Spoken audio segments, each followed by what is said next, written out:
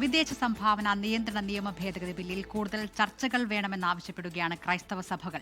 കേന്ദ്രത്തിന്റേത് നീതി നിഷേധവും ഭരണഘടനാ വിരുദ്ധവുമായ നടപടിയെന്ന് KCBC കുറ്റപ്പെടുത്തി. ആശങ്ക കേന്ദ്ര സർക്കാർ പരിഗണിച്ചതിൽ ആശ്വാസമുണ്ടെന്നായിരുന്നു ഓർത്തഡോക്സ് സഭയുടെ പ്രതികരണം.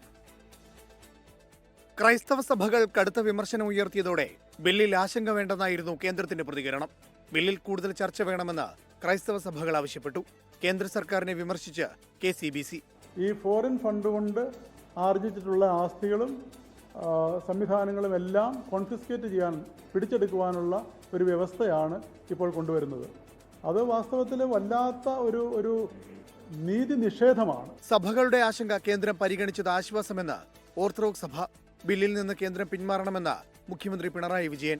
ജനാധിപത്യത്തിന്റെ ആത്മാവിനും സാമൂഹ്യ നീതിക്കും വിരുദ്ധമായ ഈ ഭേദഗതി അടിയന്തരമായി കേന്ദ്ര സർക്കാർ പിൻവലിക്കണമെന്ന് ശക്തമായി ആവശ്യപ്പെടുകയാണ്. ബില്ലിനെതിരെ ഇന്നും പ്രതിപക്ഷം രംഗത്ത്. ഈ ബില്ല് കൊണ്ട് ഇന്റർവ്യൂ പാസ്സാക്കാൻ വേണ്ടി വെച്ചിരിക്കുന്നത് ദുരുപദിഷ്ടതപരമാണ്, ദുഷ്ടലാക്കോട് കൂടിയിട്ടുള്ളതാണ്.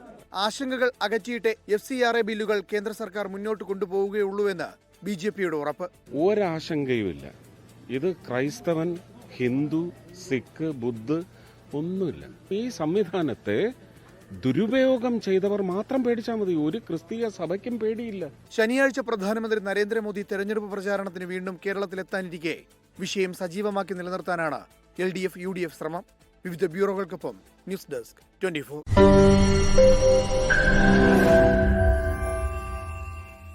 ലോകത്തെവിടെയായാലും ഏത് സമയത്തും 24 വാർത്തകളും ഓഗ്മെന്റഡ് റിയാലിറ്റി പാക്കേജുകളും എക്സ്പ്ലെയിനറുകളും വിശദമായി കാണാൻ ഞങ്ങളുടെ YouTube ചാനൽ നിങ്ങൾക്ക് സബ്സ്ക്രൈബ് ചെയ്യാം.